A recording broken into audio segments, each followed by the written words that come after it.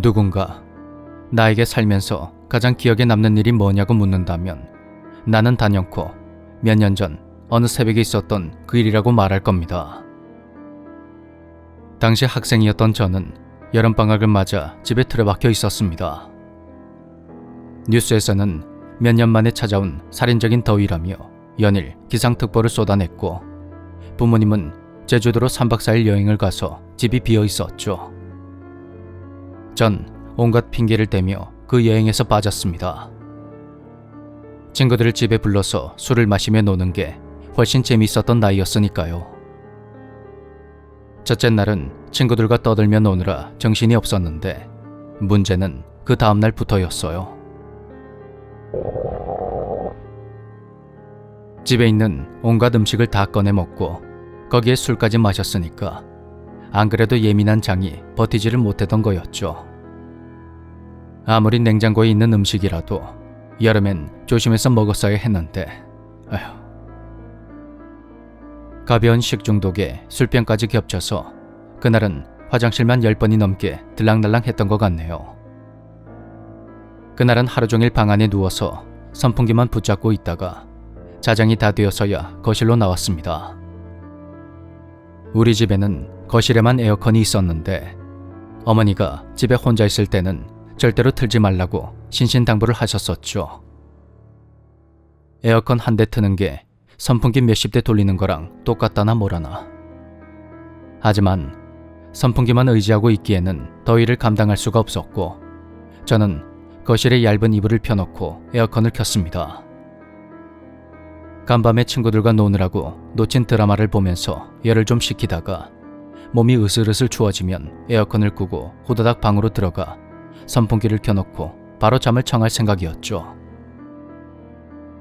작년 여름 이후로 내내 묵혀두었던 에어컨을 켜는 순간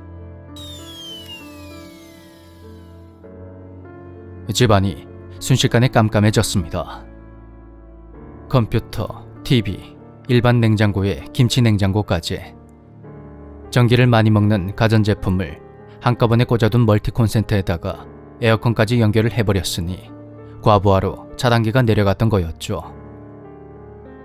우리 집은 4층짜리 빌라 건물에 2층에 있었고 두꺼비 집은 1층에 있었습니다. 그냥 내려가서 스위치만 올리면 되는 거였는데 그땐 그 간단한 사실을 몰랐습니다.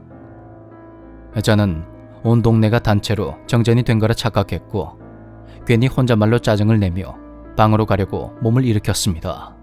그런데 엎친 데 덮친 격이라는 말을 이럴 때 쓰는구나 싶더군요. 안 그래도 사방이 어두워서 등골이 오싹한데 불 꺼진 화장실은 그 중에서도 최악이었습니다. 손전등을 찾으려고 거실을 둘러보던 저는 결국 참지 못하고 곧장 화장실로 뛰어들어갔고 습관적으로 문을 잠궜습니다. 볼일을 보면서 내일은 꼭 병원에 가야겠다 생각하며 오른손으로 더듬더듬 휴지를 찾고 있던 그때 누군가 조심스레 우리 집 현관문을 여는 소리가 선명하게 들리는 겁니다. 아무리 눈이 어둠에 적응을 했다 해도 이런 상황에서는 당연히 시력보다 청력이 훨씬 예민해질 수밖에 없더군요. 전 모든 정신을 집중하여 소리에 귀를 기울였습니다. 더위 때문인지 아니면 두려움 때문인지 식은땀이 얼굴선을 타고 흘러내렸죠.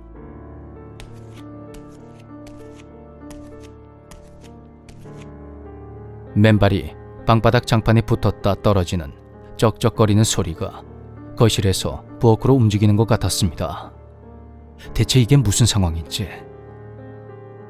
당황한 저는 스스로를 합리화시키기로 했습니다.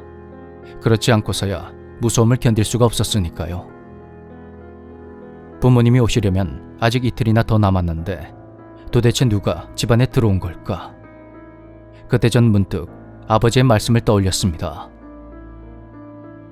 아들, 우리가 언제 기습적으로 올지 모르니까 허튼 짓 하지 말고 얌전히 있어라잉. 알았지? 그래, 내가 또 무슨 사고를 칠까 걱정하신 아버지가 어머니와 함께 불시에 집으로 오신 게 틀림없어. 그렇게 생각한 나는 조심스레 입을 열었습니다. 아버지? 하지만 밖에서는 아무 반응이 없었고 잠시 정적이 흘렀습니다. 가만, 내가 문단속을 했던가? 젠장, 하필 이때 도둑이 든 거야? 휴가철에 빈집을 노리는 터리범들이 기승을 부리고 있으니까 문단속에 각별히 신경을 쓰라는 뉴스가 머릿속을 스쳐 지나갔습니다. 정말로 도둑이 든 게 맞다면 전 화장실에 사람이 있다고 광고를 한 꼴이 되어버린 셈이죠. 부모님은 간만에 부부 동반 여행이라며 무척이나 즐거워하셨고 집에 아무 일도 없는데 굳이 이 늦은 시간에 돌아올 리가 없었던 것입니다. 그리고 이제 난 어떻게 해야 하나 초조해하고 있던 그때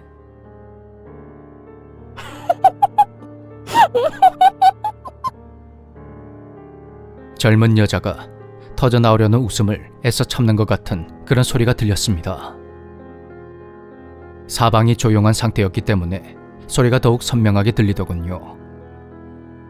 누군가의 카랑카랑한 목소리가 순식간에 귓속을 파고들었습니다. 도둑이라고 생각했을 때는 현실적인 공포가 느껴졌다면 그 목소리를 듣고 난 후에는 뒷골이 심하게 당기면서 금방이라도 정신을 잃을 것만 같은 그런 묘한 오싹함이 온몸을 에워쌌습니다.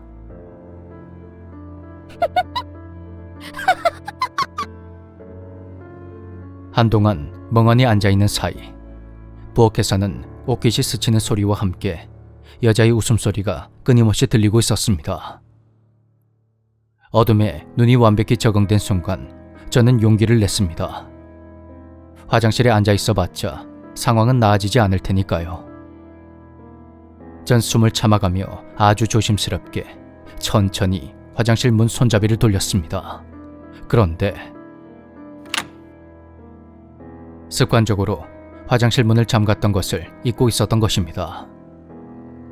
버튼식 잠금 장치가 열리면서 스프링이 팅하고 튕겨져 나온 소리가 집안의 고요함을 박살내버리고 말았죠.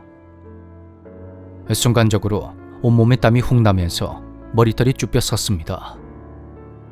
문을 다시 잠궈버릴까 어쩔까 잠시 고민하던 저는 이를 악물고 문을 박차고 나가서 주방으로 내달리며 소리를 질렀습니다. 어떤 놈이야! 그때는 참 어디서 그런 용기가 났는지 모르겠습니다. 완전히 코너에 몰린 상태에서 공포심에 머리가 어떻게 되어버린 건지, 의문의 침입자에게 화가 났던 것인지, 아무튼 저는 부엌 앞에 서서 사방을 둘러봤습니다. 식탁 위에는 물컵만 덩그러니 놓여져 있을 뿐 아무도 없더군요.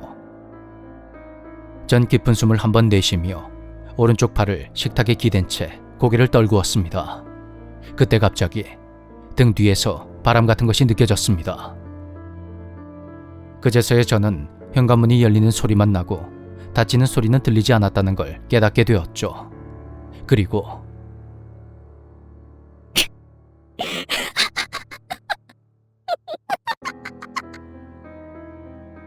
천천히 뒤를 돌아본 그곳에는 창백한 얼굴에 머리를 산발한 여자가 두 눈을 희번득거리며 연신 크크거리고 있었습니다.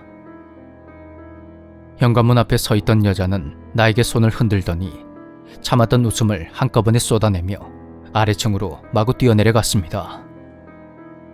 전 소리를 지를 틈도 없이 본능적으로 창가 쪽으로 달려갔고 얼굴만 쭉 내밀어서 빌라 1층의 출입구 쪽을 지켜봤습니다.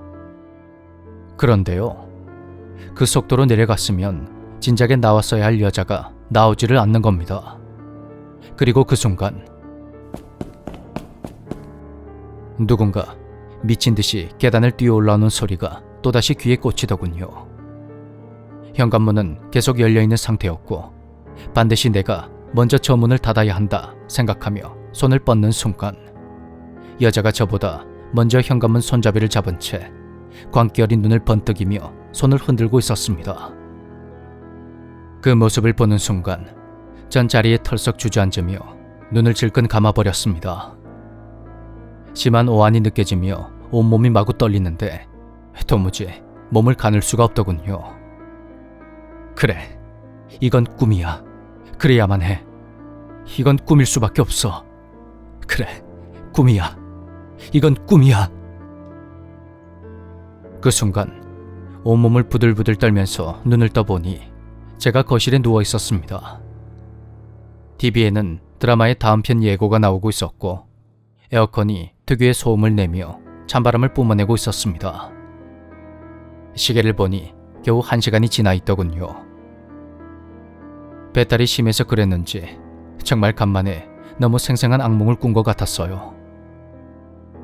그리고 에어컨을 끄려고 리모컨 버튼을 누른 순간 온 집안이 순식간에 어두워지면서 배가 또다시 뒤틀리기 시작했습니다. 저는 손전등을 찾다가 복통을 참지 못하고 화장실로 뛰어들어갔고 습관적으로 문을 잠궈버렸죠. 정신없이 볼일을 보고 있는데 또다시 현관문이 철커덕하고 열리는 소리가 들렸고 순간 망치를 얻어맞은 것처럼 머리가 띵해졌습니다. 설마 아니겠지? 그럴 리가 없어. 에이, 설마. 그렇게 숨이 턱 막히면서 잔뜩 긴장하고 있던 그때 아들, 아빠 왔다. 자니? 푸근하면서도 점잖은 내 귀에 너무도 익숙한 아버지의 목소리가 그렇게 반가울 수가 없었습니다. 역시 꿈은 꿈일 뿐이었습니다. 전 안도의 한숨을 내쉬며 이렇게 소리쳤습니다. 아버지, 저 화장실에 있어요. 그때 아버지가 조명 스위치를 몇 번 켰다 껐다 하는 소리가 들렸습니다. 뭐야? 차단기가 내려갔나? 아들, 1층에 차단기 올리고 올게. 그렇게 아버지가 1층으로 내려가는 발소리가 들렸고 전 역시 그럴 리가 없지 하면서 옷 매무새를 정리한 뒤에 화장실 문을 열었습니다. 그리고 전 또다시 주저앉을 수밖에 없었습니다.